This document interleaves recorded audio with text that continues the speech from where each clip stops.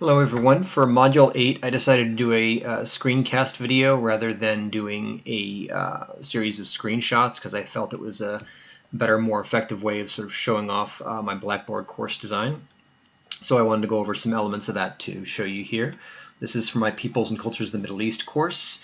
My entry point is getting started because I felt that was the not just a great entry point for the start of the course, but also a great place for students to go since it has the course schedule, it has the overall review and introduction to the course, and some of the more important resources for students. So some of the things I put here in the Getting Started page are a screencast video I put together for Welcome to Peoples and Cultures of the Middle East. This section also includes a PDF copy of the course syllabus, peer form to pose questions about any aspect of the course, an introduction to me, the course instructor, and the course schedule. In addition, I've also put in a student support forum. I specifically put that in as a way for students and faculty to support each other during the COVID-19 pandemic, whether they need moral support or they just want to chat or really anything I could for that situation. And then just a general peer forum for asking questions as well. Picture me and my family to introduce me as the instructor, and then the overall course overview and course schedule down here, along with topics to be covered and assignments and tools for each unit. The overall style, as you see, that I've gone with is the mosaic style, which I think works very well for Peoples and Cultures of the Middle East. The left-hand course menu starts with announcements, even though Getting Started is the sort of homepage here. The announcements section is there so that I can keep in contact with the course. From then I move on to discussions.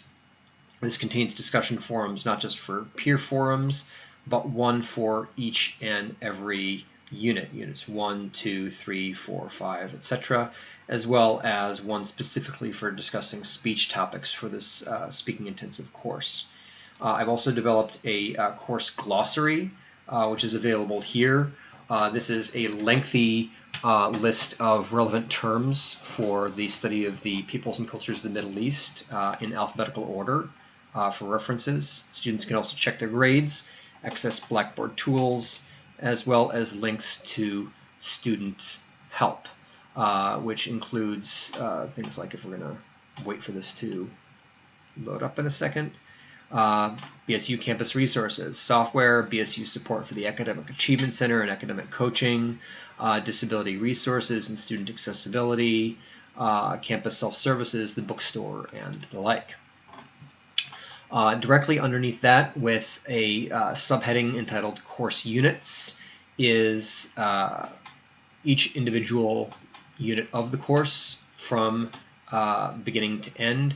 And then for each of these, I've developed a series of course videos. I've sort of changed up the color of the headings, just as has been done in the Blackboard pages for the OTI.